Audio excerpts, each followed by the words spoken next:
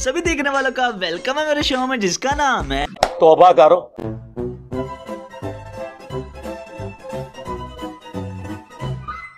चलो भाई देखो अब मैं क्या करता हूँ। एक हमारी बड़े बड़े बुजुर्ग गुजरे यहाँ से, तो क्या नाचो मैं? हजरत बहाउद्दीन ज़करिया जो थे, इनका एक लांगरी थी, खातून थी, तो लंगर पकाने वाली जो खातून थी वो थी। गर्मी हो जाए, गर्मी है। Oh my God.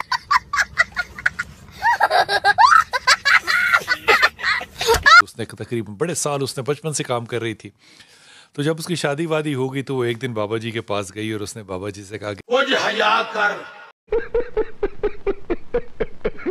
बड़े साल हो गए शादी को, तो अब दुआ करें कि अल्लाह मुझे औलाद अता करे। हाय हाय।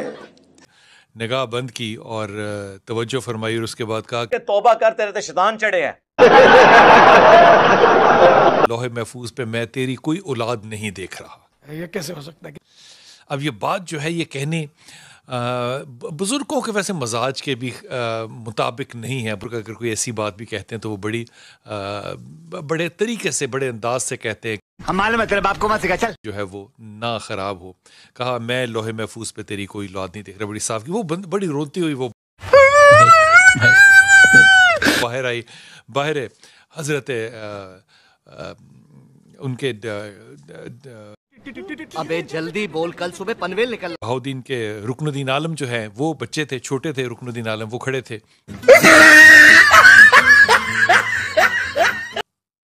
तो उन्होंने पूछा उस खातून से, उसने कहा मासी क्या हुआ? मासी का मतलब होता है माँ जैसी।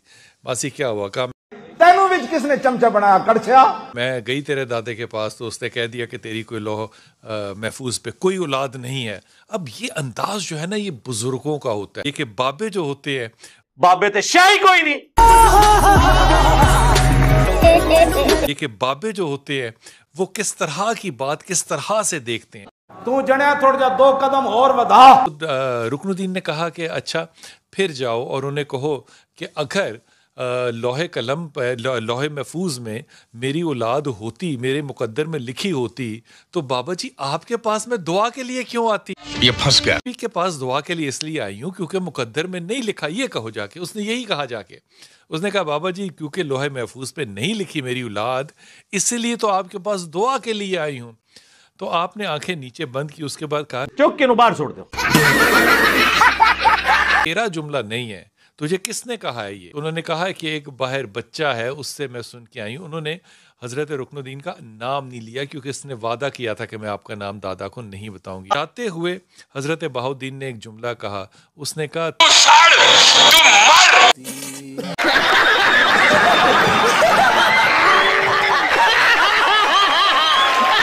तू जो बच्चे हैं तो उनके शोरों को सुन लेती है, तो उनकी आवाजें सुनती है, तो बच्चों के पीछे लग जाती है। अरे कहना क्या चाहते हो? बेसिकली ये बताना चाहते हैं कि नांगों के पीछे लगो, कपड़े कपड़े भी ला दो। ये कहते हो फलाने बुजुर्ग बिल्कुल अलिफ नंगे सन, तुसी क्यों नहीं होंदे उन्हां दे पीछे नंगे? क्यों? मजजूब सी, शतहियात, बोंगियां, पागल।